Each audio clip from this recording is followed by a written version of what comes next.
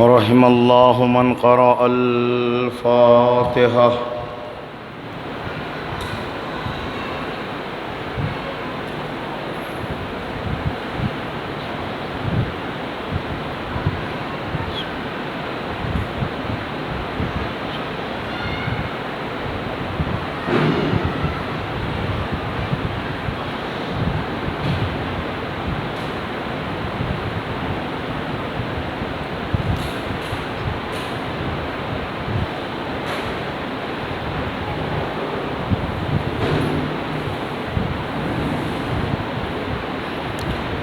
أعوذ بالله السميع العليم من الشيطان اللعين الرجيم. لا حول ولا قوة إلا بالله العلي العظيم. حسبنا الله ونعم الوكيل، نعم المولى ونعم النصير. قال رب اشرح لي صدري ويسر لي أمري واحلل عقدة من لساني يفقهوا قولي. بسم الله الرحمن الرحيم. نحمده ونستعينه ونتوسل إليه ونتوكل عليه. بسم الله الرحمن الرحيم. الحمد لله الذي لا يبلغ مدحته القائلون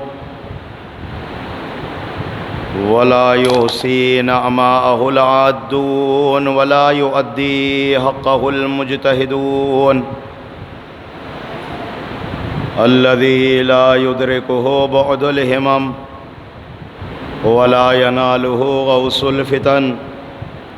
الذي ليس لصفته حد محدود ولا نعت موجود ولا وقت معدود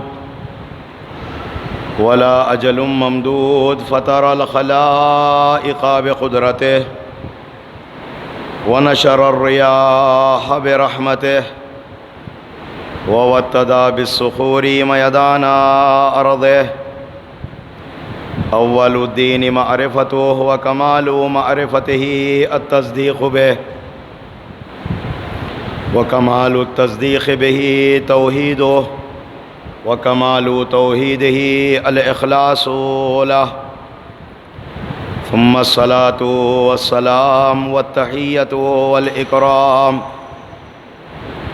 على سيد أسلم ما في الوجود، سر الله في كل موجود، نقطة الدائرة الوجود، صاحب لواء الحمد والمقام المحمود، العبد المؤيد، الرسول المسدد، المصطفى الأمجد، المحمود الأحمد، حبيبه إله العالمين، أشرف الأنبياء والمرسلين، خاتم النبيين، رحمة للعالمين، شفيع المذنبين، أبي القاسم محمد المصطفى.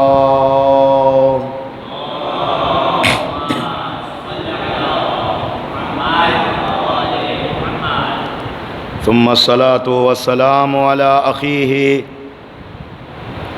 وابن عمه ولحمه ودمه ونفسه وزوج كريمته، أمير المؤمنين، إمام المتقين، يأسوب الدين، قائد الغر المحجلين وقاتل المشركين، يأسوب الدين والإيمان، كلمة الرحمن، شریک القرآن، باب الامن والامان، اسد اللہ الغالب، غالب کل غالب، مطلوب کل طالب، نقطة الدائرة المطالب، امام المشارق والمغارب،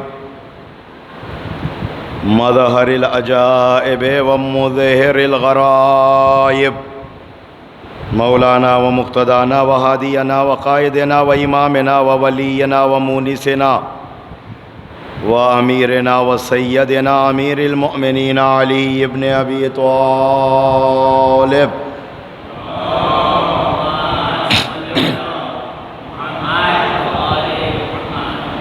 وأهل بيته الطيبين الطاهرين المعصومين المظلومين المنتجبين المنتخبين الهداة المهديين الذين أذهب الله عنهم الرجس وطهرهم تطهيرا.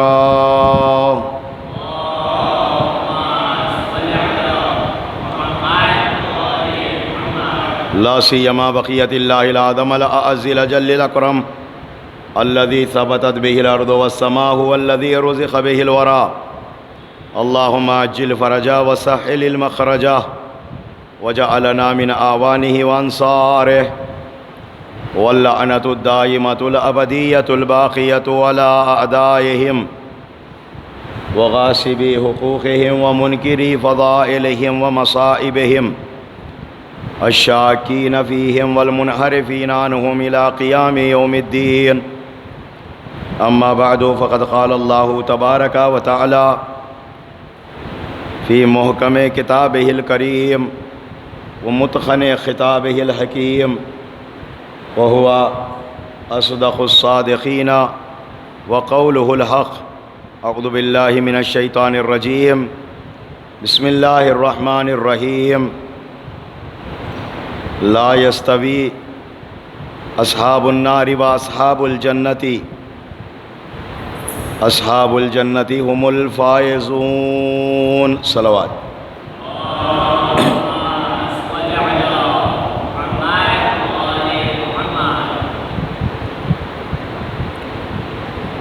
شب 17 سفر المظفر ہے.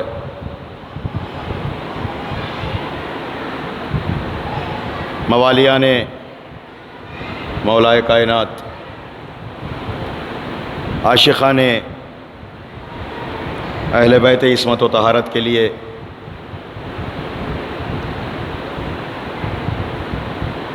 غمناک رات ہے، اس لیے کہ ایک روایت میں آپ کے اور ہمارے 8ویں امام حضرت امام علی ابن موسیٰ الرضا علیہ السلام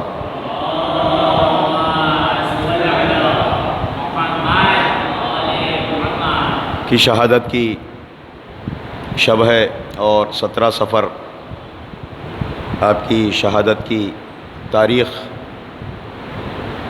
لکھی گئی ہے. کئی تواریخ ہے آپ کی شہادت کی، ان میں سے ایک تاریخ یہ ہے. آپ تمام برادران کی خدمت میں، اہل ولا و عزا کی خدمت میں، بانیان عشرہ اربعین کی خدمت میں تسلیت اور تعزیت پیش کرتا ہوں، اور اسی طرح اپنے اور آپ سب کے جانب سے اس غم کے حقیقی وارث حجت الہی مہدی فاطمہ الحجت ابن الحسن العسکری عجل اللہ فرجہ الشریف صلی اللہ علیہ محمد وآلہ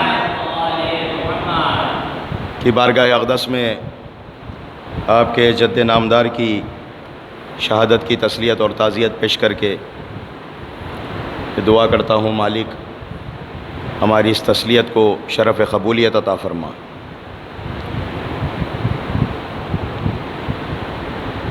وعدے کے مطابق ہر رات ہر مجلس ایک نئے عنوان پر آپ کی والدہ سماعتوں کی عدالت میں ہدیہ کرتا چلا آ رہا ہوں. آج کی مجلس کا عنوان جنت اور اہل جنت کے صفات.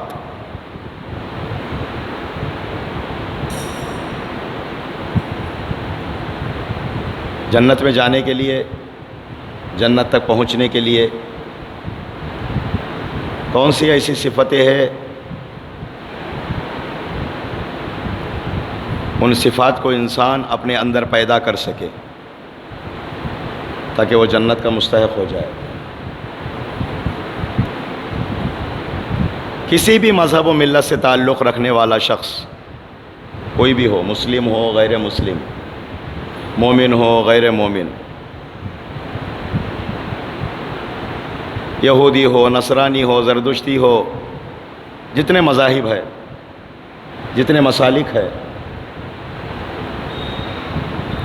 ہر مسلک کا فرد، ہر مذہب کا فرد خود کو جنتی تصور کرتا ہے۔ بدبخت سے بدبخت ترین، ظالم سے ظالم ترین، بے ایمان سے بے ایمان ترین شخص بھی خود کو جہنمی نہیں بتلاتا، جو یہ کہتا ہے کہ میں جنتی ہوں۔ کسی بھی مذہب سے پوچھے، ہر مذہب والا اپنے مذہب کو مذہب حق کا سمجھتا ہے اور خود کو جنت کا مستحق جانتا ہے۔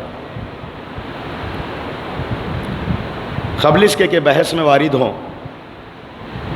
قرآن مجید کی آیت سورۃ الحشر کی میں نے پڑھا، بہت ہی مشہور و معروف آیت کریمہ ہے، لا یستوی اصحاب النار و اصحاب الجنہ، برابر نہیں ہو سکتے، مساوی نہیں ہو سکتے جنت والے اور جہنم والے، کبھی ایک نہیں ہو سکتے، کبھی برابر نہیں ہو سکتے۔ کیوں؟ اس لیے کہ ایک راحت میں ہے، آرام میں ہے، سکون میں ہے، چین میں ہے، اطمینان میں ہے، نعمات اخروی کا مستحق ہے، باغات بہشت میں گھوم رہا ہے، حوض کوثر سے استفادہ کر رہا ہے، سلسبیل کے کنارے سے گزر رہا ہے، حور مقصورات فی القیام کے حجروں میں قیام ہے، حوران بہشت اس کے انتظار میں ہے۔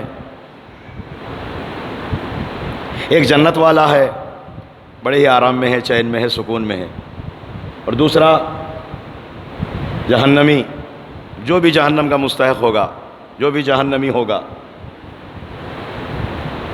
یقیناً رنج، تاب، مشکل، مصیبت، آفت، پریشانی، آگ اور یہ ساری چیزیں جہنم میں ہیں۔ ایک راحت میں ہے اور ایک پریشانی میں ہے، اور راحت میں رہنے والا اور پریشانی میں رہنے والا، یہ دو شخص برابر نہیں ہو سکتے۔ یقیناً ہر ذی عقل انسان یہی کہے گا، ہر عقل والا یہی کہے گا، ہر انسان کی عقل یہی کہے گی، یہی فیصلہ کرے گی کہ راحت والا اور پریشانی والا کبھی بھی یہ دو شخص آپس میں برابر نہیں ہو سکتے، ایک چین میں ہے، راحت میں ہے، اور ایک پریشانی میں ہے۔ اور یہ تو اپنی اپنی قسمت کی بات ہے، کون راحت پائے گا، کون پریشانی میں رہے گا۔ ان کی جنت ان کی دوزخ کچھ نہیں، بس چپ رہو، جو جہاں کا ہے فرشتے خود اٹھا لے جائیں گے۔ صلوات پڑھے محمد والے محمد پر۔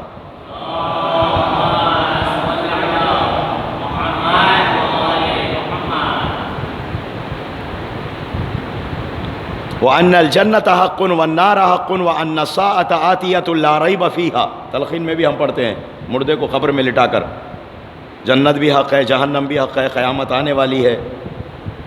حق اسے کہتے ہیں کہ جس کے اندر کوئی رد و بدل نہیں ہو سکتا، کوئی تبدیلی نہیں آ سکتی۔ جنت بھی حق ہے، جہنم بھی حق ہے، اور یقیناً حق کو دیکھے گا، اور اللہ تبارک و تعالیٰ قضاوت کی کرسی پر بیٹھ کر فیصلہ کرے گا۔ قرآن مجید کی آیت کریمہ ہے، اعوذ باللہ من الشیطان الرجیم، بسم اللہ الرحمن الرحیم، وَلَقَدْ ذَرَأْنَا لِجَهَنَّمَ كَثِيرًا مِنَ الْجِنِّ وَالْإِنسِ لَهُمْ قُلُوبٌ لَا يَفْقَهُونَ بِهَا وَلَهُمْ أَعْيُنٌ لَا يُبْصِرُونَ بِهَا وَلَهُمْ آذَانٌ لَا يَسْمَعُونَ بِهَا۔ اللہ فرماتا ہے کہ ہم نے انسانوں اور جناتوں کی کثیر تعداد کو جہنم کے لیے بنایا، تو پتہ چلا کہ بہت کم لوگ ہیں جو جنت میں جائیں گے۔ اکثریت انسانوں اور جناتوں کی کثیر تعداد، کثیر من الجن والانس، ان کو ہم نے جہنم کا ایندھن بنایا، جہنمی بنایا۔ کیوں؟ اس کی وجہ اور علت بھی اللہ نے بیان کی، لہم قلوب لا یفقہون بہا، دل تو ہے پر سمجھتے نہیں، وَلَهُمْ أَعْيُنٌ لَا يُبْصِرُونَ بِهَا، آنکھیں تو ہے پر دیکھتے نہیں، وَلَهُمْ آذَانٌ لَا يَسْمَعُونَ بِهَا، کان تو ہے پر سنتے نہیں، أُولَئِكَ كَالْأَنْعَامِ بَلْ هُمْ أَضَلُّ، صورت انسانی میں وہ حیوان ہے. اللہ نے دل دیا سمجھنے کے لیے، دل سے سمجھتا نہیں ہے. آنکھ دیا دیکھنے کے لیے، حقائق کو دیکھ کر بھی انکار کرتا ہے. کان دیا سننے کے لیے، سن کر بھی ایک کان سے سن کر دوسرے کان سے نکال دیتا ہے. اللہ کے نمائندے آئے ہدایت کرنے کے لیے، ان کی باتوں کو کان میں دھرا نہیں، کبھی سنا اور نکال دیا. انہوں نے دکھایا، حقائق کو دکھلایا اور دیکھ کر بھی انکار کر دیا. دل ہے سمجھتا نہیں ہے. یہ دل رکھ کر بھی ناسمجھ ہے، یہ آنکھ رکھ کر بھی اندھے ہیں، یہ کان رکھ کر بھی بہرے ہیں. اللہ اکبر. تو اللہ تبارک و تعالیٰ نے انہیں یہ نعمتیں دیا، لیکن اس کا کما کو استفادہ نہیں کیا. تو نتیجہ یہ نکلا کہ یہ لوگ صورت انسانی میں حیوان ہیں. اللہ نے انسان بنایا اشرف المخلوقات، تمام مخلوقات میں اشرف ترین مخلوق ہے انسان، حضرت انسان. یہ اونٹ سے موٹا نہیں، یہ ہاتھی سے موٹا نہیں، یہ اونٹ سے لمبا نہیں، درختوں کی طرح نمو اس کے اندر نہیں ہے، پہاڑوں کی طرح مضبوط نہیں، شیر کی طرح چیر پھاڑنے والا نہیں. لیکن اس کے باوجود بھی اشرف المخلوقات ہے. کیوں؟ اس لیے کہ اللہ نے ایک ایسی نعمت اسے دیا، عقل کی نعمت، جسے عقل سلیم کہتے ہیں. یہ انسان اس عقل سلیم کے ذریعے سے بلند ترین درجات کو حاصل کر سکتا ہے، مگر یہ شرط ہے کہ اس کا نفس اس کی عقل پر غالب نہ آئے، اس کی عقل کبھی مغلوب نہ ہو. اور اگر عقل مغلوب ہو جائے، نفس غالب آ جائے، یہ انسان کم ہے، جانور زیادہ ہے. اللہ اکبر. توجہ فرمایا آپ نے. اور جس انسان کا نفس عقل پہ غالب آ جائے، خواہشات نفسانیہ کے چنگال میں یہ پھنس جائے، جال میں پھنس جائے، تو یقین مانیے گا کہ یہ انسان کم ہے، جانور زیادہ ہے. صرف خواہشات کو پورا کرنے کے لیے زندگی گزار رہا ہے. جیسے حیوان ہے، بھوک اور پیاس کو مٹانے کے لیے آگے پیچھے نہیں دیکھتے. جنگل کا ایک عجیب قانون ہے، جھاڑی جسے کہتے ہیں، وہاں کا ایک عجیب قانون ہے کہ وہاں ہر طاقتور اپنے کمزور کو مار دیتا ہے. لیکن یہ قانون صرف جنگل کے لیے ہے، زمین کے لیے نہیں ہے. بڑی توجہ چاہتا ہوں. اگر وہ قانون اگر عام انسانوں میں آ جائے تو پھر یہ انسان جانور سے بدتر ہے. بڑی توجہ چاہتا ہوں. عزیزان محترم غور فرمایا آپ نے. تو جو انسان جس کا نفس عقل پہ غالب آ جائے، اس کے اندر حیوانیت زیادہ نظر آتی ہے، انسان کم ہے. لیکن اگر اس کا برعکس ہو جائے، پوری توجہ چاہتا ہوں، اگر اس کا برعکس ہو جائے، عقل انسانی غالب آ جائے، نفس انسانی مغلوب ہو جائے، عقل نفس کو اگر مغلوب کر دے تو یہ انسان کم ہے، فرشتہ زیادہ ہے. بڑی توجہ چاہتا ہوں. عزیزان محترم، اگر عقل انسانی نفس پر غالب آ جائے تو پھر یہ افضل الملائکہ بن جاتا ہے، فرشتوں سے افضل ہو جاتا ہے. یہ ہے اشرف المخلوقات، یہ ہے افضل الخلائق. اللہ نے اسے افضل بنایا، تمام مخلوقات میں افضل بنایا. یہ معصوم نہیں ہے، یہ خاکی ہے، لیکن خطاؤں پر کنٹرول رکھتا ہے، گناہوں پر کنٹرول رکھتا ہے، نفس کو قابو میں رکھتا ہے. سب سے بڑا جہاد کیا ہے بھائی؟ تلوار سے جہاد کرنا؟ نہ، سب سے بڑا جہاد نفس کے ساتھ جہاد کرنا ہے. جہاد بن نفس کہا گیا ہے. جہاد 3 قسمیں ہیں جہاد کی: قلم کے ذریعے سے جہاد، تلوار کے ذریعے سے جہاد، اور جہاد اکبر کہا گیا ہے جہاد بن نفس کو. انسان کا نفس کے ساتھ لڑنا، نفس کے ساتھ جہاد کرنا.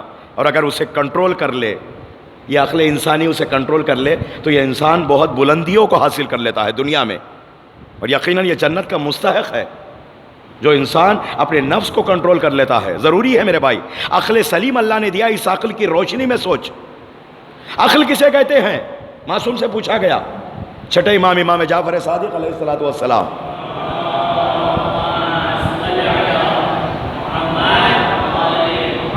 مولا سے پوچھا گیا مل عقل، مولا عقل کسے کہتے ہیں؟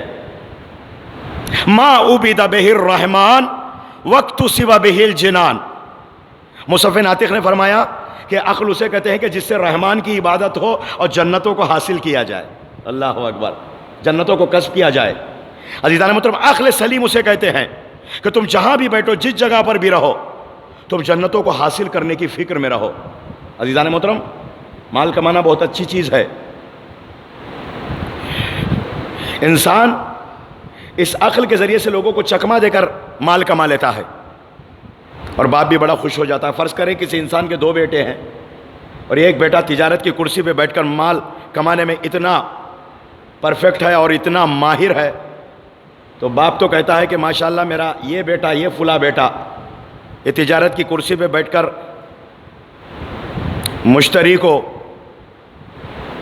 اپنے کسٹمر کو اس طریقے سے دھوکہ دیتا ہے, اس کی 7 پشتوں کو بھی پتہ نہیں چلتا مال کیسا بیچا ہے, معلوم نہیں ہوتا. یہ کما لیتا ہے اور سمجھتا ہے کہ یہ بڑا عقل مند ہے, بڑا چالاک ہے. دنیا مکاری کو چالاکی کا نام دیتی ہے, جبکہ مکاری الگ ہے. اللہ اکبر. بڑی توجہ چاہتا ہوں. عقل مندی کا نام دیتی ہے. عقل مندی ایک الگ چیز ہے. اور دوسرا بیٹا بیچارہ مولویوں کے ساتھ رہتا ہے, مسجد میں آتا ہے, بارگاہ میں آتا ہے, مجلس, نماز, روزہ, اسی میں لگا رہتا ہے, اس کو کام کاج کچھ نہیں ہے. توجہ فرمائیے گا عزیزان محترم. کمال یہ ہے تم جہاں بھی بیٹھو, چاہے مسجد میں بیٹھو, چاہے تجارت کی کرسی پہ بیٹھو, فکر تمہاری جنت کو حاصل کرنے کی ہونی چاہیے. اللہ اکبر. توجہ فرمائے عزیزان محترم. ضروری نہیں ہے تم مصلی پہ بیٹھ, تم مصلی پہ بیٹھ کر بجائے یہ کہ جنت کو حاصل کرو, تم مصلی پہ بیٹھ کر ہو سکتا ہے کہ تم جہنمی بن جاؤ. ہم میں سے ہر ایک عزیزان محترم, ضروری نہیں ہر مسجد میں آنے والا جنتی ہو جائے. صلوات پڑھے محمد والے محمد پر.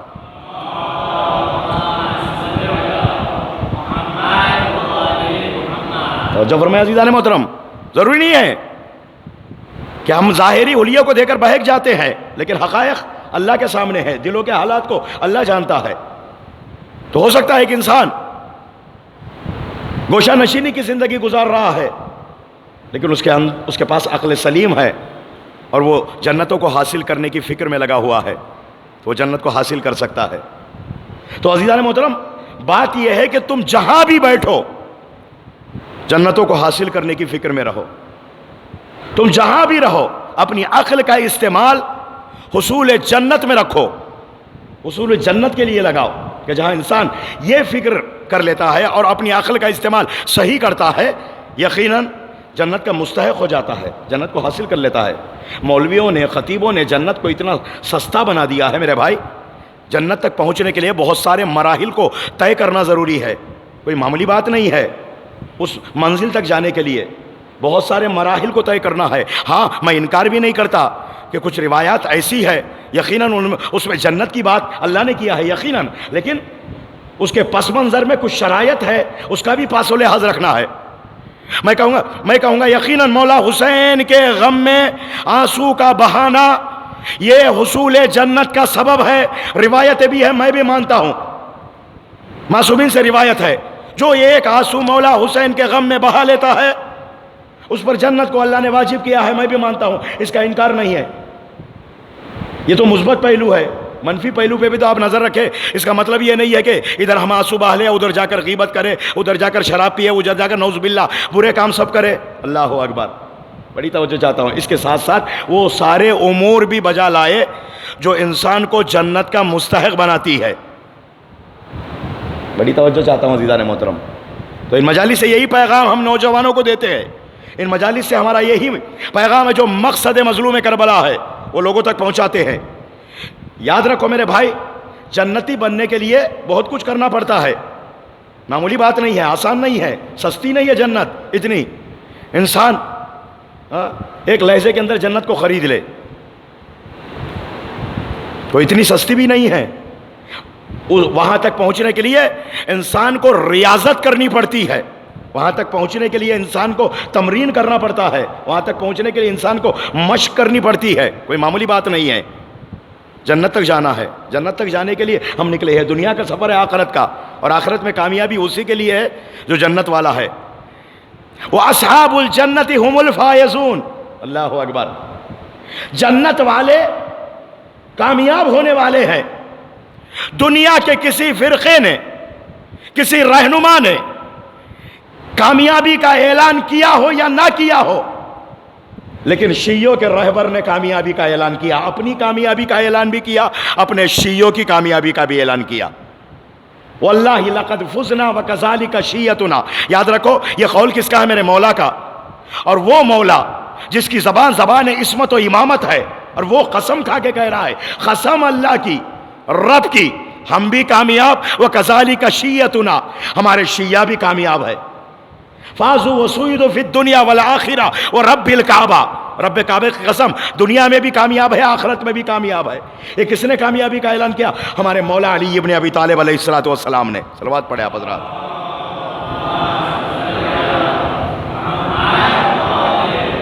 قابل غور بات ہے، لفظ شیعہ کی بات ہوئی ہے۔ شیعہ اسے کہتے ہیں جو نقش قدم امامت پر چلتا ہو، اپنے مولا کے نقش قدم پہ چلتا ہو، مولا کے بتائے ہوئے طریقے پر عمل کرتا ہو، اس کو کہتے ہیں شیعہ۔ شیعتنا من شیعنا، ہمارا شیعہ وہ ہے جو ہماری پیروی کرتا ہے، ہمارے نقش قدم پہ چلتا ہے۔ یقیناً عزیزان محترم، قابل غور بات ہے، جنت اور جہنم اللہ نے دو جگہ بنایا، دو سے ہٹ کر تیسری کوئی جگہ نہیں ہے، یا جنتی یا جہنمی ہے۔ خزاوت کی کرسی پر بیٹھ کر اللہ قیامت میں فیصلے سنائے گا، جنتی و جہنمی دونوں گروہ علیحدہ ہوتے ہوئے نظر آئیں گے، اور یقیناً جہنمیوں کی تعداد زیادہ ہوگی، جنتیوں کی تعداد کم ہوگی، اور ہر فرد چاہے جہنمی ہو چاہے جنتی ہو، اللہ کو کہے گا کہ اللہ عادل ہے، صحیح فیصلہ کیا ہے، اور جو جنتی ہوگا اس کی پیشانی پر نور نکلے گا۔ اسی لیے میرے مولا کا ایک لقب ہے قائد الغر المحجلین، ان لوگوں کا قائد جن کی پیشانیوں سے نور نکلتا ہے۔ یسعی نورہم بین ایدیہم و بایمانہم، جنتیوں کی ایک خصوصیت یہ ہے کہ ان کے سامنے بھی نور چلتا ہے، ان کے دائیں بھی نور چلتا ہے، اور اس نور کو دیکھ کر جہنمی کہتے ہیں کہ یہ بتلاؤ یہ نور تم کہاں سے لے کر آئے ہو؟ وہ کہیں گے کہ ہم دنیا سے لے کر آئے ہیں۔ پھر وہ جہنمی کہیں گے خدا سے، خدایا ہمیں بھی دنیا میں بھیج دے کہ ہم بھی کچھ نیکیاں کر کے یہ نور ہم ساتھ لے کر آتے ہیں۔ اللہ کہے گا کہ حیات کی ڈائری کو ہم نے بند کر دیا ہے، زندگی ختم ہو گئی ہے، یہاں آنے کے بعد واپس جانا نہیں ہے، یہ ون وے ہے، یہاں آنا ہے، یہاں سے جانا نہیں ہے، بس آ گئے ہو، ہم فیہا خالدون کی منزل ہے۔ دونوں کے لیے یہ لفظ استعمال ہوا ہے، جنتیوں کے لیے بھی استعمال ہوا، جہنمیوں کے لیے بھی استعمال ہوا، ہم فیہا خالدون کا لفظ، کہ وہاں جانے کے بعد لوٹنے کی بات نہیں ہے، وہاں جانے کے بعد پلٹنے کی بات نہیں ہے۔ عزیزان محترم، کہ یہ لوگ چلیں گے، ان کے چہرے چمک رہے ہوں گے۔ قرآن کہہ رہا ہے یوم تبیض وجوہ وتسود وجوہ، ایک ایسا دن آئے گا کہ جس دن کچھ کے چہرے چودھویں کے چاند کی طرح چمکتے ہوئے ہوں گے، کچھ کے چہرے اندھیری رات کی طرح ہوں گے۔ اللہ اکبر، کس کے چہرے اندھیری رات کی طرح اور کس کے چہرے چودھویں کے چاند کی طرح؟ جو ولایت کو دل میں بسا کر امامت کے نقش قدم پہ چلتا ہے، اللہ اس کے وجود میں نور کو عطا کرتا ہے، اس کے چہرے سے نور نکلتا ہے۔ اللہ اکبر عزیزان محترم، کہ اس کے چہرے سے نور پھوٹتا ہے، یہاں کالا بھی ہوگا وہاں اللہ اسے منور کرے گا، دنیا میں سیاہ بھی ہوگا۔ جناب بلال آئے پیغمبر اسلام کے پاس، صلوات پڑھیے محمد و آل محمد پر۔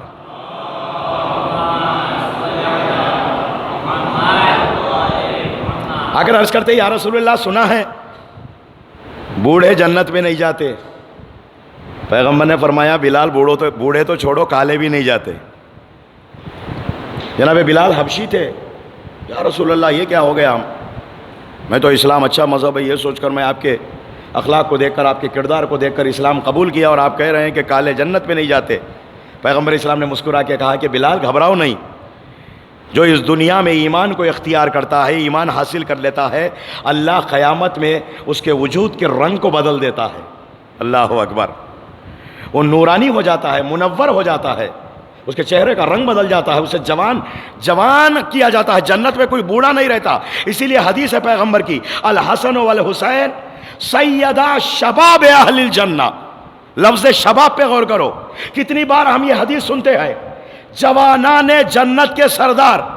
اللہ اکبر، یعنی شاید کوئی انسان یہ سوچے کیا بوڑھوں کے سردار نہیں، بوڑھا ہوگا ہی نہیں تھا، نہیں رہے گا وہاں، بوڑھا کوئی ہوگا ہی نہیں، تو بوڑھوں کے سردار کی بات کیا آئے گی؟ وہاں جو بھی ہوگا جوان ہوگا، اور جو بھی ہوگا منور ہوگا، جس کے چہرے سے نور نکلے گا۔ یوم تبیض وجوہ وتسود وجوہ، وہ دن ایسا ہوگا جس دن کچھ کے چہرے کالے ہوں گے، کچھ کے چہرے چمکتے ہوئے رہیں گے، ان کے چہرے چمکتے ہوئے رہیں گے جن کے دلوں میں، جن کے سینوں میں ولایت اور ایمان کوٹ کوٹ کر بھرا ہوگا۔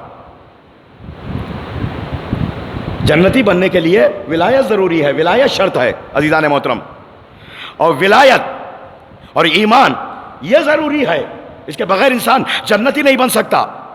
مسلمان ہو جائے تو کافی نہیں ہے، اس کے لیے ولایت بھی ضروری ہے، ایمان بھی ضروری ہے، اور ایمان کے بغیر انسان پل صراط سے پار نہیں کر سکتا۔ میرا مولا پل صراط پہ کھڑا ہوگا، یہ حدیث بھی فریقین نے نقل کیا ہے، شیعہ سنی راویوں نے اس حدیث کو نقل کیا ہے۔ کوئی پل صراط سے پار نہیں ہو سکتا جب تک میرا مولا اسے پروانہ جواز لکھ کر نہیں دے گا۔ اللہ اکبر۔ جسے پروانہ جواز لکھ کر نہیں دے گا، الا کتب علی الجواز، جسے میرا مولا جنت کا پروانہ لکھ کر نہیں دے گا، اس وقت تک وہ پل صراط سے پار نہیں کر سکتا۔ میرا مولا دیکھے گا کہ اس کے چہرے پہ نور ہے، یہ میرا والا ہے، تو فوراً اسے پروانہ جواز لکھ کر دے گا۔ ذرا انصاف سے بتلاؤ، جس نے سیدہ کا در جلایا ہو، جس نے آل محمد کا حق لوٹا ہو، جو آل محمد کی جگہ پر قابض ہو کر بیٹھ گیا ہو، اسے میرا مولا پروانہ جواز لکھ کر نہیں دے گا۔ صلوات پڑھے محمد و آل محمد پر۔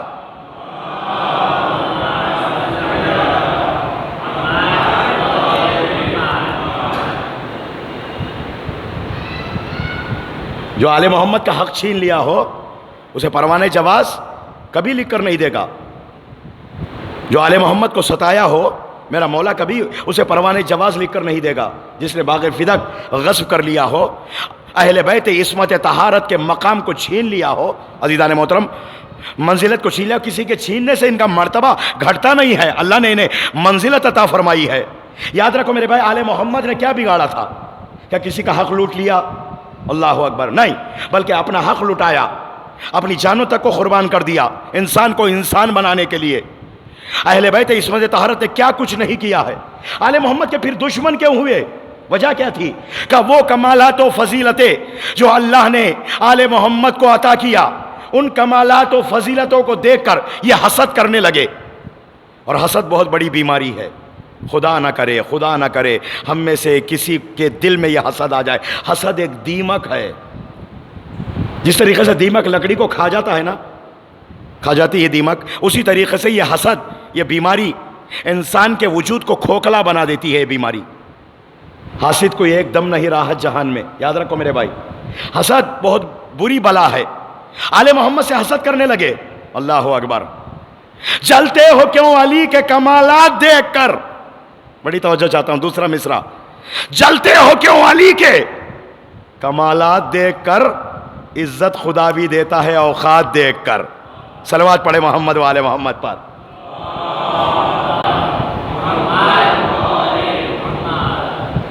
عزت خدا بھی دیتا ہے اوقات دیکھ کر۔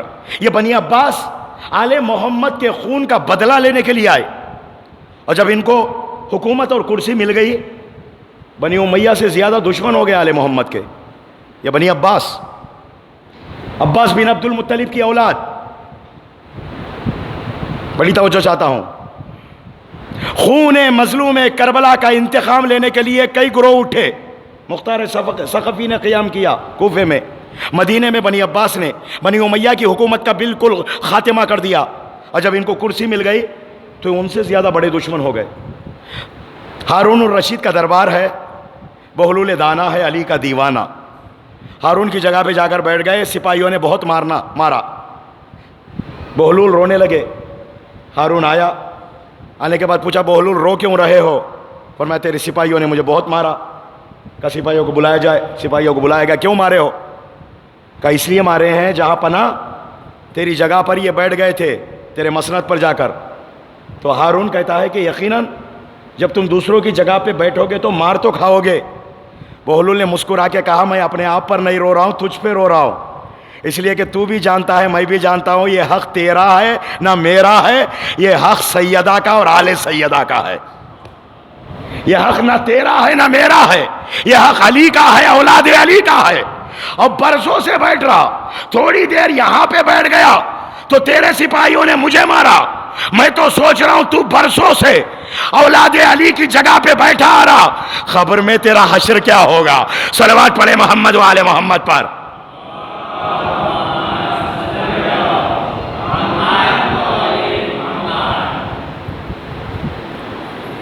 لا یستوی اصحاب النار و اصحاب الجنہ، کبھی برابر نہیں ہو سکتے جنت والے جہنم والے. واصحاب الجنت هم الفائزون، جنت والے یقیناً کامیاب ہونے والے ہیں، کامرانی ہے.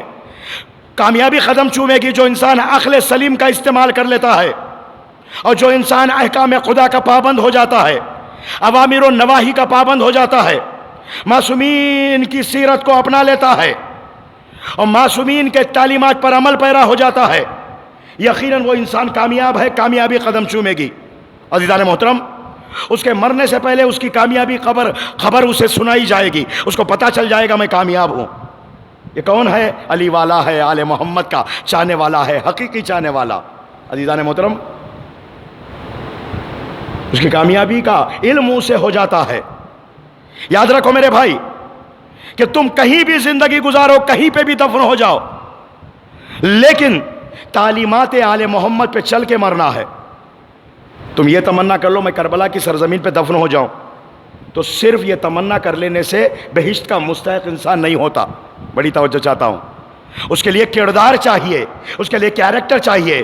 تم سیرت معصومین، تعلیمات خداوندی پر عمل پیرا ہو کر سورت کے کسی اجڑے ہوئے قبرستان میں بھی دفن ہو جاؤ گے، فرشتے تمہیں مجدہ جنت دے کر جائیں گے. آؤ بڑی پیاری حدیث سنانے جا رہا ہوں. یہ پوری تمہید تھی اس حدیث کو سنانے کے لیے. بہت ہی پیاری حدیث ہے، سنانے والا ہوں، اسے محفوظ کر کے جاؤ، سینے پر اسے ثبت کر لو اس حدیث کو. سرکار ختمی مرتبت حضرت محمد مصطفیٰ صلی اللہ علیہ وآلہ وسلم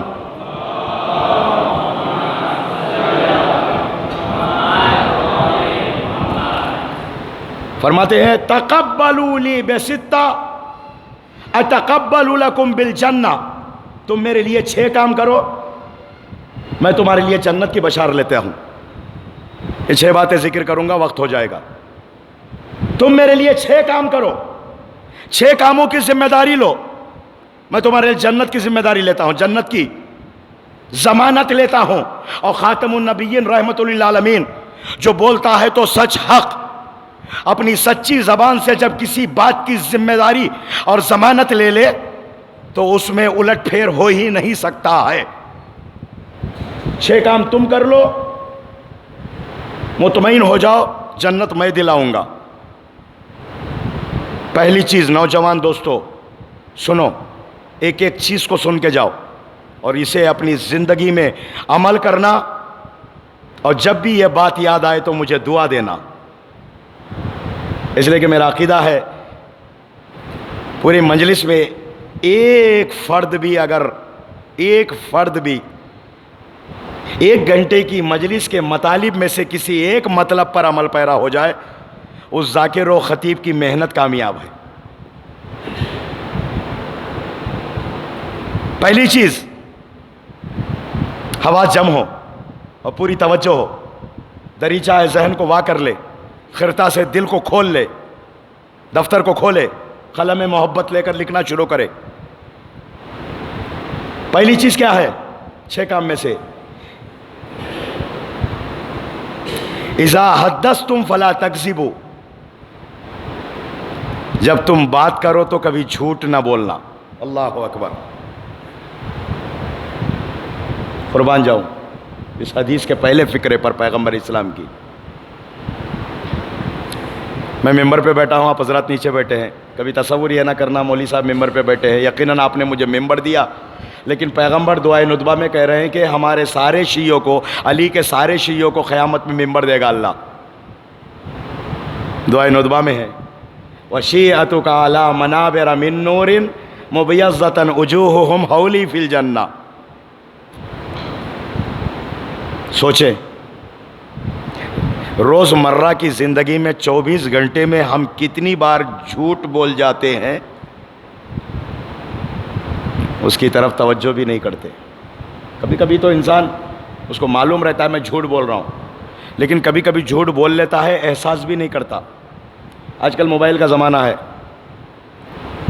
صبح اٹھتے ہی کسی بات کی انسان کو فکر ہو یا نہ ہو موبائل کی ہوتی ہے، اور فوراً واٹس اپ کھولتا ہے، دیکھتا ہے کہ نئی تازہ خبر کیا ہے، اور کون سی خبر وائرل ہو رہی ہے گروپوں میں، آج کیا ہو گیا، اور بریکنگ نیوز کیا ہے. اخبار پڑھتا ہے کس میں؟ موبائل میں. خبریں لیتا ہے، بڑی بڑی فکر ہوتی ہے. جو سب سے ضروری ہے، پیغام دے رہا ہوں، جو سب سے ضروری ہے مسلمان نہیں پڑھتے، ایمان کے صحیفے کو نگہباں نہیں پڑھتے. یہ کیسے مسلمان ہے جو صبح سویرے اخبار تو پڑھ لیتے ہیں، قرآن نہیں پڑھتے؟ صبح اٹھتے ہی کیا خبر ہے؟ امی موبائل کہاں ہے؟ ابا موبائل نظر نہیں آ رہا. ابا امی دونوں لگ گئے موبائل ڈھونڈنے میں. کہیں رات میں سوتے سوتے ادھر ادھر ڈال دیا تھا چارپائی کے نیچے، مل گئی، یہ لے بیٹا. اور اسی درمیان میں بوال بھی ہو رہا. ماں باپ کا احترام بھی انسان کھو جاتا ہے، بھول جاتا ہے کہ یہ اماں ہے، یہ ابا ہے، ان کا احترام کرنا ہے. ایک موبائل کے لیے، ایک چھوٹی سی چیز کے لیے کیا کیا نہیں کہہ جاتا ہے. تھوڑی دیر کے لیے نہ ملے تو بڑا گرم ہو جاتا ہے. وہ لیتا، فون آ رہا ہے دوست کا، یا کئی کال آئے ہوئے ہیں، ملاقات کرنی تھی 10 بجے، 10 تو بج گیا، اٹھے ہی 10 بجے ہے. صبح کی نماز گول. چاہتے ہو نوجوانوں زندگی میں کچھ حاصل کرو تو کبھی صبح کی نماز قضا نہ کرنا. بڑی توجہ چاہتا ہوں. دوپہر میں ہو سکتا ہے کام پہ چلے جاؤ، چھوٹ جائے، وہ بھی نہیں چھوڑنی چاہیے. لیکن صبح تو آ جاؤ گے، آدھی رات کو تو پہنچ ہی جاؤ گے گھر. صبح تو ذہن فریش رہتا ہے، کوئی کام نہیں رہتا، ایک ہی کام رہتا ہے، سونا. سو نیند بھی ضروری ہے صحت اچھا رہنے کے لیے، صحت کے لیے، جسم کے لیے اللہ نے نیند کو رکھا ہے. بات آئی تو عرض کر رہا ہوں. ایک ماہر طبیعیات کا کہنا ہے، ایک رات انسان اگر جاگ لیتا ہے، ایک رات اگر انسان جاگ جاتا ہے، اس کے باڈی کا نظام اپنے اصلی حالت پہ آنے کے لیے 6 مہینے لگ جاتا ہے. 6 منتھ، 6 مہینہ اس کے جسم کا نظام اپنی اصلی حالت پہ آنے کے لیے 6 مہینے لگ جاتا ہے. لیکن یہ مولا کا لطف و کرم نہیں تو اور کیا ہے. اللہ اکبر. 2 مہینے 8 دن مولا کی عزاداری میں ہم راتوں کو جاگ جاتے ہیں، لیکن ہمارے وجود پہ اثر نہیں پڑتا ہے. یہ لطف و کرم پروردگار ہے. اللہ نے رات سونے کے لیے بنایا، یقیناً ہم جاگتے ہیں، اور دن کام کرنے کے لیے بنایا، سوتے ہیں. سونا بھی ضروری ہے جسم کی تھکاوٹ کو دور کرنے کے لیے. اٹھے ہی 10 بجے ہے، دوست کے کال تھے، اٹھایا. ارے کہاں ہوں میاں؟ نکل گیا میں. یہ لفظ میں اس کے لیے میں پوری توجہ دلا رہا ہوں. یہ ایک چھوٹا سا لفظ ہے، نکل گیا. یہ جھوٹ ہے یا سچ ہے؟ میں ایک مثال دے رہا ہوں. یقیناً جھوٹ ہے، اس لیے کہ ابھی آپ نکلے نہیں، ابھی آپ تیار نہیں ہوئے. نہانا ہے، لباس پہننا ہے.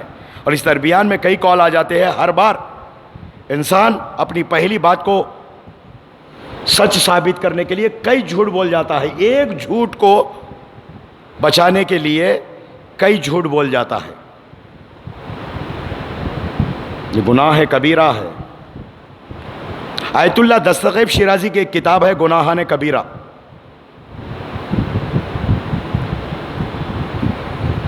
بہت بڑا عالم دین گزرا ہے، شہید محراب کہتے ہیں.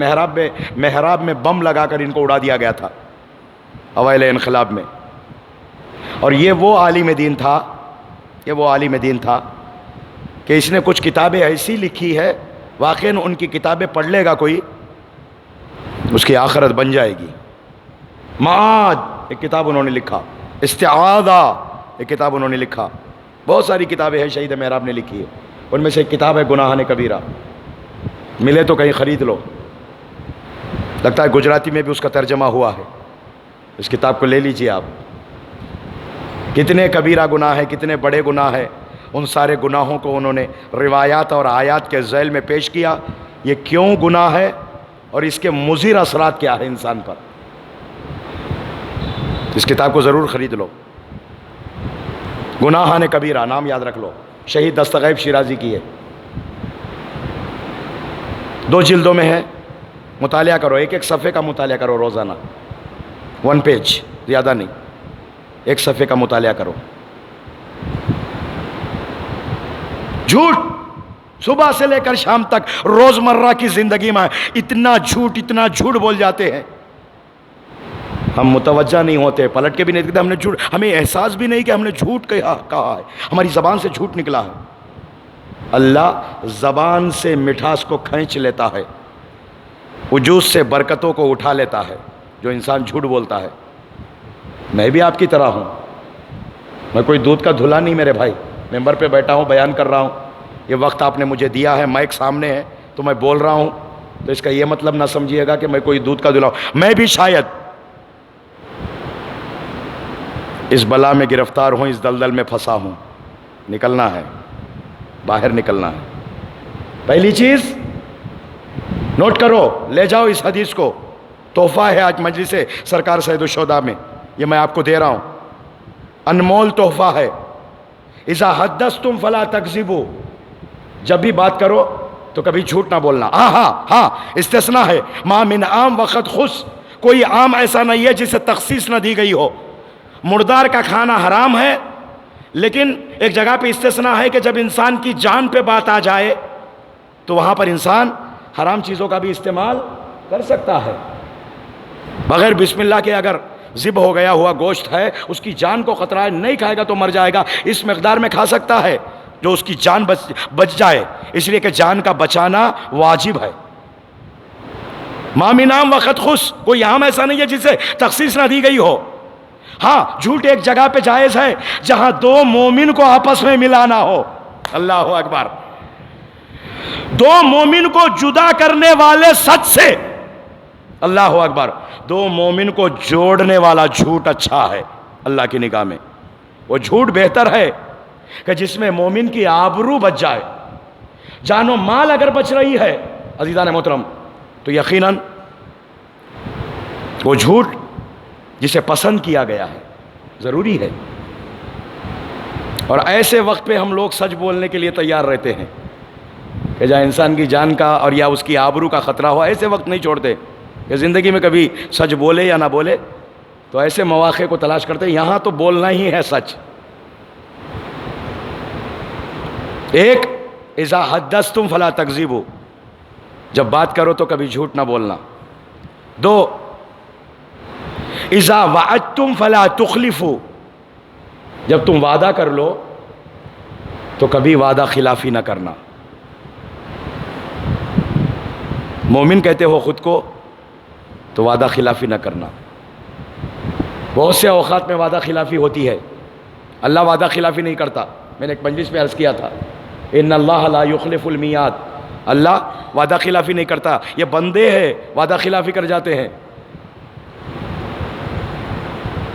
10,000 زیادہ مل رہے تو مولوی وعدہ خلافی کرے گا, 10,000 کم میں مولوی آ رہا ہے تو بانیان مجلس وعدہ خلافی بھی کر جائے. دونوں طرف ہوتی ہے وعدہ خلافی, بہانہ بازی بھی ہوتی ہے. ایک معمولی سی رقم کے لیے ہم وعدہ خلافی کر جاتے ہیں, ایک معمولی سے مادیات کے لیے ہم وعدہ خلافی کر جاتے ہیں. کرتے ہیں یا نہیں بھائی؟ بار تو نہیں ہے نا آپ پر, میں کچھ زیادہ تو نہیں بول رہا ہوں. گفتگو اچھی لگ رہی ہے تو صلوات پڑھیے آپ حضرات.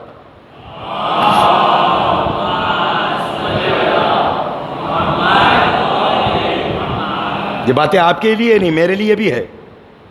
میں بھی ان باتوں سے نصیحت حاصل کروں, میں بھی اپنے اندر کی کمیوں کو دور کروں. اذا وعدتم فلا تخلفوا, جب وعدہ کرو تو کبھی وعدہ خلافی نہ کرنا. کسی سے وعدہ لے لیے ہو تو وعدے کے ساتھ وفا کرنا. تیسری چیز, وَإِذَا اؤْتُمِنْتُمْ فَلَا تَخُونُوا, کوئی فرد تمہیں امین جان کر تمہارے پاس امانتیں لا کر رکھے تو تم اس امانت میں خیانت نہ کرنا. اللہ اکبر. امانت کی 3 قسمیں ہیں, امانت مالی, امانت قولی, امانت کتابی. کوئی ڈاکومنٹس لا کر آپ کے پاس رکھا, پہلا زمانہ تھا بینک وغیرہ نہیں تھے, گاؤں اور دیہاتوں میں کوئی ایک معتبر اور معتمد اور قابل بھروسہ آدمی ہوتا تھا, اس کے پاس لے جا کر یہ سارے ڈاکومنٹس یا جو بھی مال وغیرہ متاع اس کے پاس رکھتے تھے. حساب و کتاب وہی رکھتا تھا, جتنی ضرورت ہے لیتے تھے. ایسے افراد ہوتے تھے جو امین کہے جاتے تھے۔ ایک امانت مالی، مال، اللہ اکبر، مال، خیانت نہ کرنا۔ دیکھ نہیں رہا ہے وہ لا کے رکھ دیا، مگر یہ کہ اس نے اجازت دیا ہو، تم اس میں تصرف کر سکتے ہو ضروریات میں، اس کی اجازت کے ساتھ ہو، لیکن اس کی اجازت نہیں ہے، صرف امانت لا کے رکھا ہے، تو اس میں خیانت نہ ہو۔ کل ڈال دیں گے یار، آج استعمال کر لو، کون دیکھنے آ رہا ہے۔ نہ خیانت نہ کرنا، ڈاکومنٹس اسے تبدیل نہ کرنا۔ امانت قولی، اللہ اکبر، امانت قولی، آپ کو امین سمجھ کر اگر کوئی فرد آپ کو کوئی بات کہے تو سینے کے صندوق میں اسے محفوظ کر لو، یا اپنے سینے کو قبرستان بنا کر اس جملے کو، اس بات کو، اسے وہاں دفن کر دو۔ میں مولوی ہوں، مولویت کرتا ہوں اور پرفیکٹ مولویت کرتا ہوں، 26 سالہ تجربہ ہے میرا۔ مصلی پہ جب بیٹھتا ہے نا مولوی تو لوگ امین سمجھتے ہیں، یقیناً لوگ امین سمجھتے ہیں۔ ایک باپ بیٹے کی بات آ کے بتلاتا ہے، ایک بیٹا باپ کے بارے میں سناتا ہے، ایک زوجہ شوہر کے بارے میں، ایک شوہر زوجہ کے بارے میں، ایک بھائی بھائی کے بارے میں۔ ایسا ہی معاشرے کے اندر ایک ایسا بھی آدمی ہوگا جو بہت ہی معتبر ہوگا، اسے سنایا جائے گا۔ آپ میں سے ہر فرد،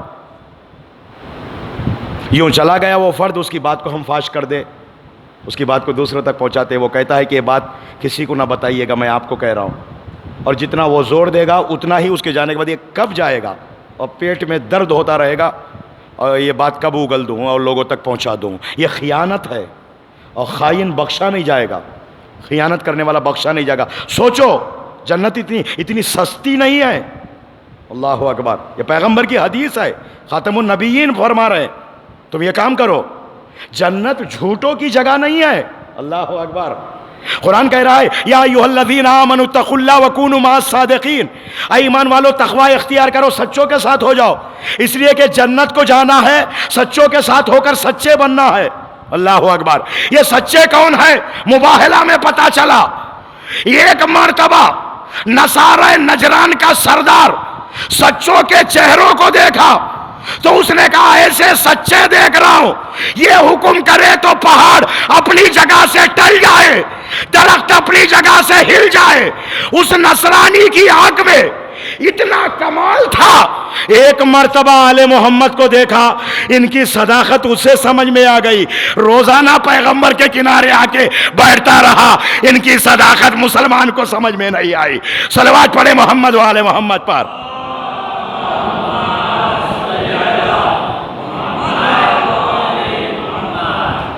جنت سچوں کی جگہ ہے، جنت خائنوں کی جگہ نہیں ہے، جنت امینوں کی جگہ ہے۔ سنو، بات آئی ہے تو عرض کر رہا ہوں، مکے میں نے کہا تھا میری طبیعت تھوڑی سی بہت ہی سست تھی، میں نے بانیان سے، اراکین سے یہ کہا تھا کہ میں شاید تھوڑی دیر پڑھوں گا آج، لیکن آپ کو دیکھنے کے بعد اور گفتگو ایسی چھڑ گئی تو میں چاہتا ہوں اسے پائے تکمیل تک ہی پہنچاؤں، اور میرا بھی موڈ پوری طریقے سے فریش ہو گیا۔ پیغمبر اسلام مکہ مکرمہ میں عزیزان محترم دین کے پیغامات سناتے رہے، اپنی رسالت و نبوت کا اعلان کرتے رہے۔ کافر سران قریش آپ کے دشمن تھے۔ پہلی دعوت اسلام کی، دعوت ذوالعشیرہ، کوئی نہیں اٹھا سوائے مولا کائنات کے، اللہ اکبر، یا رسول اللہ میں مدد کروں گا۔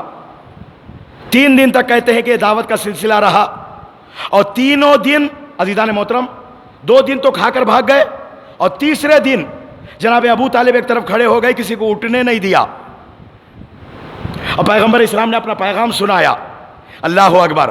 سنو میرے بھائی، مجلس کے بعد دسترخوان امام رضا ہے، 2 دسترخوان بہت مشہور ہے، ایک امام حسن کا دسترخوان، ایک امام رضا کا دسترخوان، آج بھی ہے۔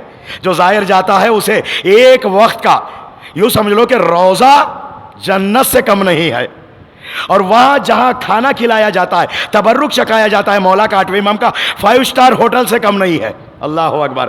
غریب الغربا تھا، خراسان کے ایک ایک خطے پر حکومت تھی۔ اور فرمایا عزیزان محترم سنیے گا میرے بھائی، کھلاتے ہیں، پیغمبر نے بھی کھلایا، آج ہم بھی تبرک کھلاتے ہیں. بڑا فرق ہے. پیغمبر نے پہلے کھلایا بعد میں سنایا، یہاں پہلے سناتے ہیں بعد میں کھلاتے ہیں. وجہ کیا ہے جانتے ہیں؟ وہاں بے معرفت لوگ تھے، پہلے کھلایا گیا بعد میں سنایا گیا. یا آل محمد کے چاہنے والے سب با معرفت ہوتے ہیں، اسی لیے پہلے سنایا جاتا ہے بعد میں مولا کا تبرک کھلایا جاتا ہے.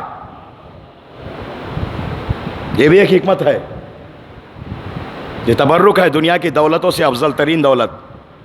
امیر سے امیر ترین شخص اپنے ہاتھوں کو جوڑ لے، احترام سے اٹھائے، اس کا اپنا احترام ہے. خیر، پیغمبر اسلام کے دشمن تھے مکے میں سب، جانی دشمن، خون بہانا چاہتے ہیں. اور جب پیغمبر اسلام ہجرت کر کے مکے سے جا رہے تھے تو یہ جتنے تھے پیغمبر اسلام کو قتل کرنے کے منصوبے ڈال کر آپ کے گھر کا محاصرہ کیے ہوئے تھے. حصار، چاروں طرف کافر ننگی تلواریں لیے ہوئے. حکم تھا کہ علی ابن ابی طالب کو اپنے بستر پہ سلا کر آپ مکے سے مدینہ ہجرت کر کے چلے جائے. پیغمبر اسلام نے کنکریاں اٹھائی اور ایک کے منہ پہ مارا اور سب اندھے ہو گئے، کسی کو نظر نہیں آیا. یہی بات ہے کہ جب آنکھوں پہ پردے پڑ جائے معصوم سامنے ہوتا ہے پھر بھی دکھائی نہیں دیتا. بڑی توجہ چاہتا ہوں. پیغمبر اسلام مولا کائنات کو بلائے، بلانے کے بعد کہا کہ علی آج کی رات آپ میرے بستر پہ سو جاؤ. مولا نے ایک جملہ کہا، یا رسول اللہ کیا میرے سونے سے آپ کی جان بچ جائے گی؟ فرمایا یقیناً بستر رسالت کا حقدار وہی ہوگا جو جان نثار و فداکار ہوگا، شجاع و بہادر ہوگا، جو میدان جہاد میں اپنے گھوڑے سمیت بھاگنے والا، یا دشمن کے گھوڑوں کی ہنہناٹ کی آواز سن کر ڈرنے والا، یا دشمن کے تلواروں کی کھنک سن کر گھبرا کر بھاگنے والا بستر رسالت کا مستحق نہیں ہو سکتا. بستر رسالت پر محو خواب وہی ہوگا جو جرار ہوگا، کرار ہوگا. اب بلایا، اے علی آج کی رات میرے بستر پہ سو جاؤ. فرمایا رسول اللہ کیا میرے سونے سے آپ کی جان بچ جائے گی؟ مقصد سونا نہیں ہے، مقصد پیغمبر کی جان کو بچانا ہے، چاہے سو کے بچائے چاہے جاگ کے بچائے. پیغمبر اسلام کی جان کا بچانا ہے. آج کی رات میرے بستر پہ سو جاؤ. تمام خطبہ سے آپ نے واقعہ ہجرت کو سنا ہوگا، بہت سارے ذاکرین اس پر پڑے ہیں، ہر ذاکر نے اس پر گفتگو کیا. ہجرت کا واقعہ اہم ترین واقعہ، لیکن صرف یہاں تک گفتگو کر کے رک جاتے ہیں. پیغمبر اسلام کی پوری حدیث نہیں سناتے. پیغمبر کی پوری حدیث سنیے گا. اے علی آج کے رات میرے بستر پہ سو جاؤ اور یہ امانتیں صبح اٹھ کر فلا فلا کو دے کر پھر میرے پاس مدینے آنا. اللہ اکبر، ہے توجہ. پیغمبر نے یہ کہا، اے علی آج کے رات میرے بستر پہ سو جاؤ، صبح اٹھنا، اٹھنے کے بعد یہ امانتیں. اللہ اکبر. ہم جیسا اگر کوئی ہوتا، ارے یہ لوگ تو ہماری جان کے دشمن ہیں، ان کو پیسہ تھوڑی دینا ہے، واپس چلو لے کے پوری تھیلی باندھ کے واپس بھاگ جاتے ہیں. عزیزان محترم، یہ پیغمبر تھے اتنے بڑے امین. مولا کائنات سے کہا، اے علی صبح اٹھنا، یہ امانتیں فلا فلا کو دے کر میرے پاس آنا. مولا کائنات کہتے ہیں کہ پوری زندگی میں کبھی ویسے نہیں سویا جیسے شب ہجرت سویا. مولا کی بارگاہ میں عرض کرے، اے مولا باہر دشمن ہے، ننگی تلواریں لیے ہوئے، آپ کے قتل کے منصوبے ڈال رہے ہیں، پیغمبر کو قتل کرنا چاہتے. آپ پیغمبر کی چادر اوڑھ کر مثل کملی والے کے، مثل رسول کے آپ سو رہے ہیں. پتہ نہیں باہر سے کون دشمن آئے، کون آپ پر تلوار چلائے. کہا عجب نہیں. میرا مولا کہے گا نادان. اللہ اکبر. عزیزان محترم، نادان، شاید تجھے نہیں معلوم میرے سچے نبی نے سچی زبان سے مجھے یہ سچی خبر دیا، اے علی آج کے رات میرے بستر پہ سو جاؤ، صبح اٹھنا، یہ امانتیں فلا فلا کو دے کر پھر میرے پاس مدینے آنا. تو علی سمجھ گیا کسی اور رات علی کو موت آ سکتی ہے، آج کی رات علی کو موت نہیں آئے گی. جو نبی نے کہا صبح اٹھنا ہے تو اٹھنا ہے، سچے نبی کی سچی زبان سے بات نکلی، اٹھنا ہے تو اٹھنا ہے. یہ امانتیں فلا فلا کو دے کر میرے پاس آنا. صبح اٹھ کر میرا مولا امانتیں لے کر ہر ایک کو اعلان کر دیا کہ جس کی جو امانت ہے وہ آ کر خانہ کعبہ کے پاس لے لے. ایک نے چھوٹی تھیلی دیا تھا، سوچ رہا تھا بڑی تھیلی اٹھا لے. اللہ اکبر. مولا نے لا کر خانہ کعبہ کے پاس وہ ساری امانتیں رکھ دی، جس کی جو امانتیں لے لو. لوگ آتے رہے، لیتے رہے. ایک تھا جس نے چھوٹی تھیلی دیا تھا اور بڑی تھیلی اٹھانا چاہ رہا تھا لیکن اٹھا نہیں پایا. نزدیک جا کر مولا نے کہا، نادان علی کی نگاہوں کے سامنے دھوکہ کوئی نہیں دے سکتا. تیرا حق تو لے کر جا، یہ تیرا حق نہیں ہے. میں جملہ دوں. دو لقب بہت مشہور تھے پیغمبر کے، ایک صادق، ایک امین. بہت مشہور تھے. کافر تھے، دشمن تھے پیغمبر اسلام کے، خون بہانا چاہتے، جانی دشمن تھے، خون بہانا چاہتے تھے، قتل کرنا چاہتے تھے، مارنا چاہتے تھے، مٹانا چاہتے تھے. لیکن انہی کافروں نے اپنی اپنی زبان سے کہا یہ محمد صادق ہے، یہ محمد امین ہے. اپنی امانتیں ان کے پاس لا کر رکھی. مانتے جانتے تھے لیکن ماننے کی بات تھی. عزیزان محترم، جب سچے مانتے تھے تو ان کی سچی باتوں کو کیوں ایکسپٹ نہیں کیا، کیوں قبول نہیں کیا؟ یہ مسئلہ ہے. جانتے تھے یہ سچا ہے، اپنی امانتیں لا کر رکھتے تھے. اللہ اکبر. جو کافروں کی نگاہ میں امین ہو اسے محمد کہتے ہیں، جو محمد کی نگاہ میں امین ہو اسے علی کہتے ہیں. کافر محمد کو امین سمجھ کر اپنی امانتیں رکھے ہیں، اور پیغمبر اسلام علی کو امین سمجھ کر وہ امانتیں سپرد کر رہے ہیں. وہ ایک، بات کرو تو جھوٹ نہ بولنا. دو، وعدہ کرو تو وعدہ خلافی نہ کرنا. تین، امانتیں کوئی لا کر رکھے تو اس میں خیانت نہ کرنا. چار، غضوا ابصارکم، اپنی نگاہوں کو جھکا لو. ایک نگاہ تمہاری سارے اعمال کو برباد کر دے گی. ایک حرام نگاہ تمہاری سارے اعمال کو ختم کر دے گی. غضوا ابصارکم، اپنی نگاہوں کو جھکا کے چلو. اتنی ہی چیزیں دیکھو جو جائز ہو، اس سے تجاوز نہ کرنا. واحفظوا فروجکم، پانچویں چیز ہے اپنی شرم گاہوں کی حفاظت کرو. کفوا ایدیکم والسنتکم عن الناس، لوگوں کو نہ زبان سے اذیت پہنچاؤ نہ ہاتھوں سے اذیت پہنچاؤ. کبھی کسی کو اذیت نہ پہنچانا، کبھی کسی کو تکلیف نہ دینا. کبھی کبھی انسان اشاروں میں اذیت پہنچاتا، حتیٰ اشاروں میں بھی کسی کو اذیت نہ کرنا. مومن اگر ناراض ہو جائے تو اللہ ناراض ہو جاتا ہے، اس لیے کہ اللہ جو لامکان ہے، جس کا کوئی ایک مکان مخصوص نہیں ہے، اس نے اپنا ایک مکان خاص کا پتہ دیا ہے. نہ مجھے زمینوں میں ڈھونڈو، نہ مجھے آسمانوں میں تلاش کرو، بل یسونی فی قلب عبدی المومن، میں مومن کے دل میں رہتا ہوں، مجھے مومن کے دل میں تلاش کرو. مومن کا دل حرم الہی ہے. کبھی کسی مومن کو رنجیدہ نہ کرنا، نہیں تو اللہ ناراض ہو جائے گا.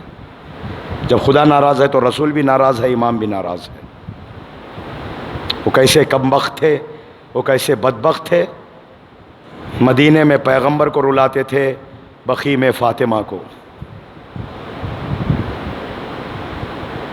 معصوم کی حدیث ہے، ما منا الا مسموم او مذبوح، ہم میں سے کوئی طبیعی موت نہیں مرتا ہے. طبیعی موت ہمیں نہیں آتی ہے. معصوم فرماتے ہیں الا مسموم او مذبوح، یا زہر دغا سے شہید کیا جاتا ہے یا شمشیر جفا سے شہید کیا جاتا ہے. 11 امام شہید ہو گئے، 2 کو شمشیر سے شہید کیا گیا، 9 کو زہر دغا سے مارا گیا. 8ویں امام کی شہادت کی تاریخ ہے نا میرے بھائی. مامون ذلیل و خبیث نے زبردستی انگور میں زہر بھر کر امام کے سامنے رکھا. میرے مولا سے کہتا ہے کہ آپ کو کھانا ہی پڑے گا.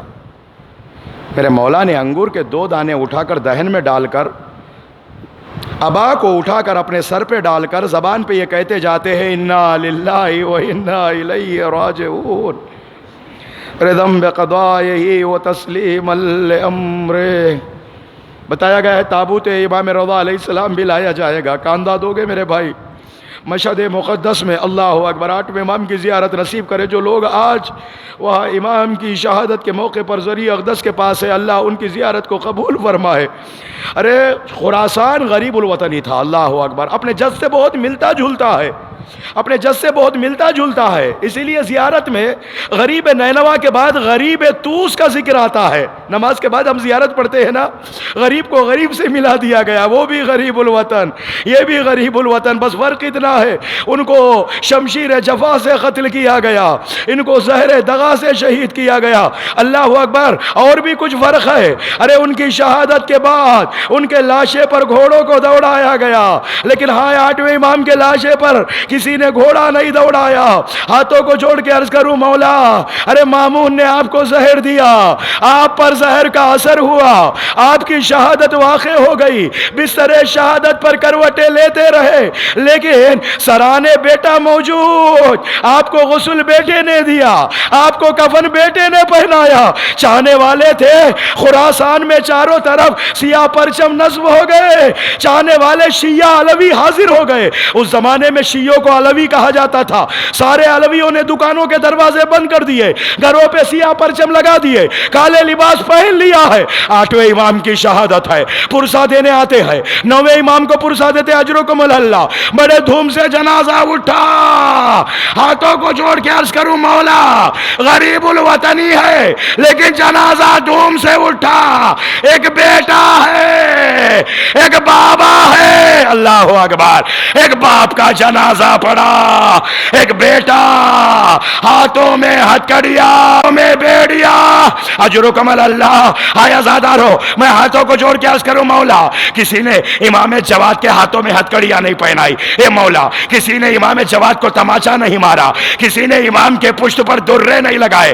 آئے ذرا کربلا میں آئے، ایک بیمار ہے، بستر سے کبھی کھینچا جاتا، اجرکم اللہ، خیمہ جل رہا ہے، اٹھنے کی طاقت نہیں ہے۔ راوی کہتا ہے میں نے ایک منظر عجیب دیکھا، ایک بلند قامت بی بی ہے، بار بار جلتے ہوئے خیمے میں جاتی ہے، بار بار باہر آتی ہے۔ میں نے پوچھا بی بی خیمہ جل رہا، کون سی ایسی امانت رہ گئی؟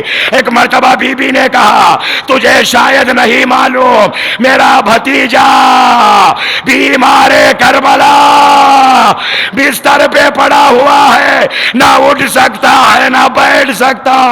اجرکم اللہ، اتنا ہے بد نصیب، عزادارو بابا کا جنازہ پڑا، نہ غسل دے سکا نہ کفن دے سکا، ہاتھوں میں ہتھکڑیاں، پیروں میں بیڑیا، گلے میں خاردار تو، کمر میں لنگر، کربلا سے کوفہ، کوفے سے شام، دیار بدیار پھرایا گیا۔ عزادارو میرا مولا کبھی سیدھا کھڑا نہیں ہوا، کمر خمیدہ ہو کے چلا، جب بھی کھڑا ہونا چاہتا، ارے توق کے کاٹے آپ کے گلے میں چبھ جاتے۔ ہائے ہائے، ہر موڑ پر اپنے بابا کو یاد کر کے روتے، ہائے میرا بابا، ہائے میرا بابا، وا محمدہ وا علیہ وا خلتا ناصرہ وا محمدہ وا فاطمہ وا علیہ۔